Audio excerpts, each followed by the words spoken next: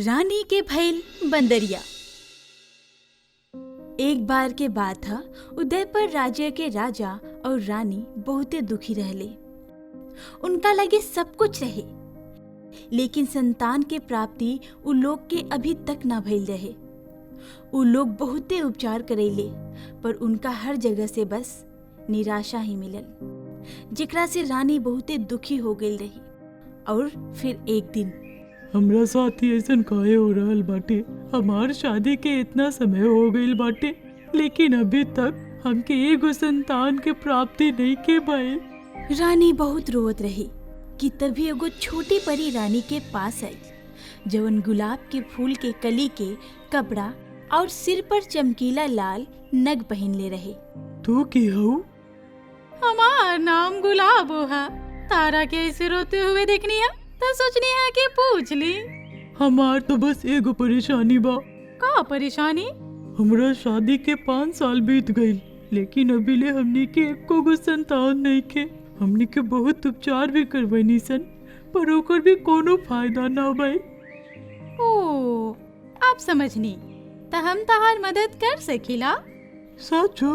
पर कैसे? एला इनागापन करके आंगन में उगा दिया। एकरा खिल गईला पर तारा माई बने के मौका जरूर प्राप्त होई। लेकिन एगो नग फूल कैसे बन सकेला? ये तो गुलाबों के जादू है, सिर चढ़ के बोली। लेकिन ध्यान रहे, जब तू ये नग मिट्टी में उगई है तो ना तो कोई तारा के देखे और ना ही तारा अलावा इनमें केहू पानी डाली, ना तो गड़बड़ हो जाए। अरे ना ना, हम कोनो गलती ना होके देम। रानी के नग देला के बाद परी वहाँ से चल गई। और फिर अगला दिन रानी परी चुपचाप से वो नग के आपन बगीचा में उगा देली। लेकिन वहाँ पेड़ पर बैठे एगो बंदरिया इस सब कुछ देखत रहे। वो सुंदर नग के दिख लेलक और फिर रानी के जाते ही वो नग के चुरा लेलक। जेकरा बाद रानी वहाँ पर वापस आईली। ये का कइले ते? बंदरिया चीख सुन के वहाँ से भाग गई, लेकिन नग ओकरा हाथ से वापस मिट्टी में गिर गई। रानी जल्दी से वो नग के वापस मिट्टी में गाड़ देली। कुछ समय बाद रानी गर्भवती हो गईली और अब उनकर बच्चा के जन्म के समय हो गई रहे। लेकिन वही समय एगो बड़का दिक्कत हो गई। अरे ई कैसे हो सकेला? रानी जी एगो बंदरिया के जन्म देले बारी। अरे दासी, हमके भी तो बतावा कि लड़का भइल बा कि लड़की? हमार बच्चा के चेहरा हमरा के भी दिखावा। दासी बहुते हैरान रही, जेकरा से वो राजा के कुछ ना बता पैली और बंदरिया के राजा के गोद में दे देली। राजा के बंदरिया के अपन गोदी में देख बहुते झटका लागल। साथ ही रानी भी जब देखली कि वो एगो बंदरिया के जन्म देले बारी तो वो रोए लगली। लेकिन ओकरा के अपन नियति समझ के दोनों लोग बंदरिया के राजकुमारी जैसन पाले लगले। और धीरे धीरे समय बीतत गई। राजकुमारी बड़ हो गई रही। ओकरा में इंसान और बंदर दोनों के ही गुण रहे। राजकुमारी जेकर नाम रिया रखल गई रहे, वो दिखत त एकदम बंदर जैसन रही, लेकिन इंसान जैसन दिखत और बात भी करत रही। वो पलक झपकते ही बंदर जैसन पेड़ पर चढ़ जात रही और उतर भी जात रही। माई, केहू भी हमार दोस्त ना बनेला, ना केहू हमरा साथे खेलेला। अरे बिटिया, तू उदास काहे हो खेलू? यहाँ तारा साथे खेले खातिर बहुते सारी दासी बारी लोग। माई, उ सब हमरा उम्र के थोड़ी ही ना बारी लोग। अच्छा, तो तहार अपन उम्र के दोस्त चाही। हाँ पिताजी। तो तू महल से बाहर जा और दोस्त बनावे के कोशिश करा। ये का कहता नी जी? साचो बाबा, ऐसन कैला से हमरे दोस्त भी बन जाइए का? हाँ बेटा, जरूर बनी है। और एक बात हमेशा याद रखिया कि सच्चा दोस्त उहे होकेला जो तहार रूप और तहार औदा के बिना ध्यान में रख के तहरा से दोस्ती करेला। राजकुमारी अपन बाबा के बात सुन के खुश हो गईली और कुछ दासी लोग इनके साथ ही महल से बाहर चल गईली। महल के थोड़ा और दूर जाके उनका एगो बहुत सुंदर बगीचा दिखाई देलक। वहाँ राजकुमारी कुछ बच्चे लोग से मिलली। हमरा के केहू भी राजकुमारी ना कही, सब केहू हमरा के रिया बुलाई।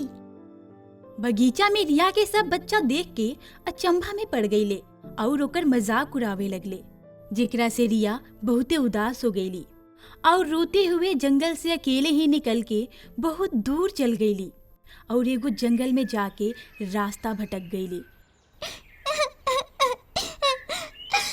अब हम का करें? हमरा तो यहाँ के रास्ता भी समझ नहीं के आवत। अब हम कैसे घरे जाएं? माई हमरा के तर बहुत याद आवता। का भइल रउआ के इतना चोट कैसे लागल बा? हम मिर्जापुर नगर के राजा श्रवण हई। हम यहाँ शिकार करे आयल रहनी, लेकिन एगो बाघ हमरा पर हमला कर देलक और हम जख्मी हो गईनी। रउआ परेशान मत होगी, हम रउआ के कुछो ना होके देम। रिया अपना आसपास से कुछ जड़ी बूटी इकट्ठा कैली और अपन कपड़ा के एगो छोटा सा हिस्सा फाड़ के राजा के बांध देली। एकरा बाद उ राजा के उनका बतावल रास्ता पर उनका राज्य में गईली, जहाँ रिया के और राजा के बेटा के देखते ही उनका से प्यार हो गई। काश कि हमो एगो सुंदर लड़की रहती त आज राजकुमार से अपना दिल के बात कह पाती, लेकिन ए बंदरिया के रूप में हम केहू के भी पसंद ना आए। तार बहुत बहुत शुक्रिया, तू हमार पिताजी के जान बचा ले लू। ई त हमार फर्ज रही।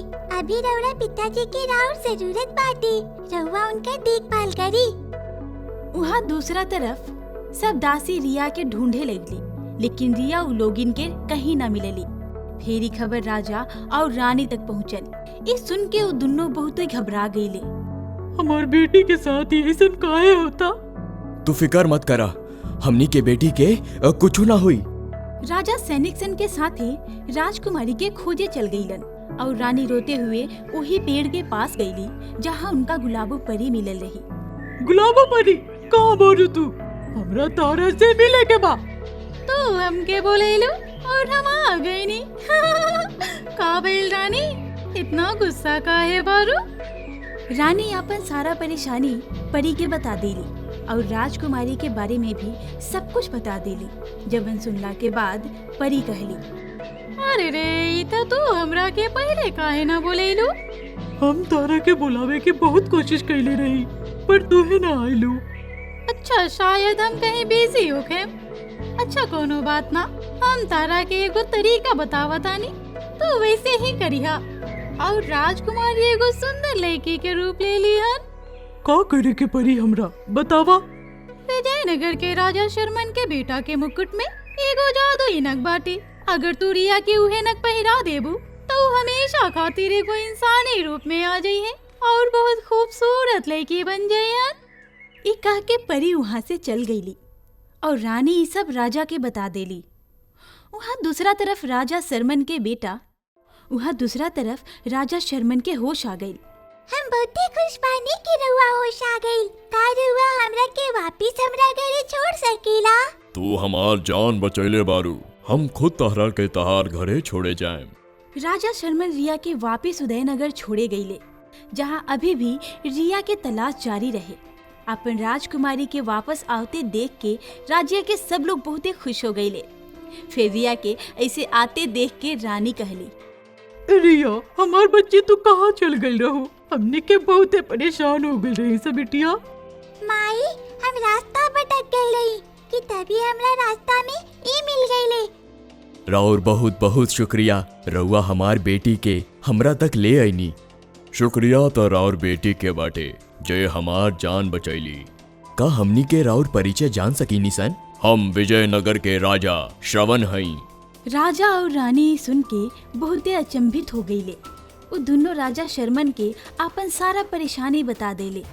जवन सुन के राजा शर्मन कहले, अगर हमनी के कारण रिया एगो आम जिंदगी जी पईहन तो हमनी के बहुते खुशी होई। हम अपन पुत्र शरद के आज ही यहाँ बुला लेतानी। एकरा बाद जल्दी ही राजकुमार शरद उदयपुर से आ गईले और उ रिया के अपन मुकुट के नग पहना देलन। जेकरा बाद राजकुमारी एगो बेहद खूबसूरत लड़की में तब्दील हो गईली, जेकरा देख के राजकुमार शरद के भी उनका से प्यार हो गई और उ कहले, राजकुमारी रिया, का तू हमरा से शादी करबू? ई तो हमार खुशकिस्मती हुई राजकुमार जी। और फिर राजकुमारी रिया के शादी राजकुमार शरद से हो गई और फिर हमेशा खातिर खुशी खुशी रहे लगले। अगर रउरा लोग इनके हमनी के कार्टून पसंद आवता तो एकरा के लाइक करी, शेयर करी और सब्सक्राइब भी करी। और हाँ, बेल आइकन दबावल मत भूलें।